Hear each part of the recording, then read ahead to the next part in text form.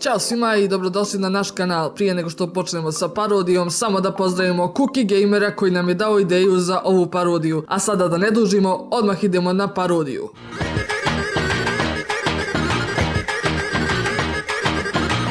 Ne odašiljite smrad s nogu više kao Wi-Fi po kući. Nekada sam gacala. Da me neće struja udarti iz ovih opanaka, a to ga znači pali. Ne brinite, neće vas tresti struja iz vibrirajućih opanaka ko pokojnog tozu. Ugurajte papke u naše opanke i zakopčajte pa pritisnite prekidač. Ako preživite prvi klik, preživjet ćete i idući. Možda. Čitajte omiljeno štivo i učite za test koji nećete položiti, dok vam naši vibrirajući opanci daju taj užitak.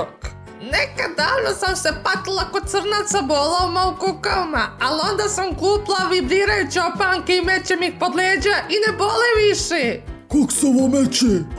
Hvala kurcu! Možete grijati jajnike kao nikad do sad, ne važi za muškarce. Također napravite čaj ili kafu na njemu. 2 u 1, opanci kao za dvoje, ali stanu samo jedne noge. Normalna cijena za normalne ljude je ona koju vidite na ekranu, ali pošto vi niste normalni, dobit ćete nenormalno nisku cijenu. Izgledaju toliko velike kao da mogu progovoriti s vama, ali ne mogu. Nisu kompaktne, sprovode struju, život vam je stalno u opasnosti, ali barem živite uzbudljivo. Kupite ih i živite do kraja života sa njima, dok one ne crknu ili dok ne crknete vi. Ne čekajte, poručite odmah i dobijete gratis kutiju u kojoj ćemo vam spakovati vibrirajuće opanke, jer vi to zaslužujete.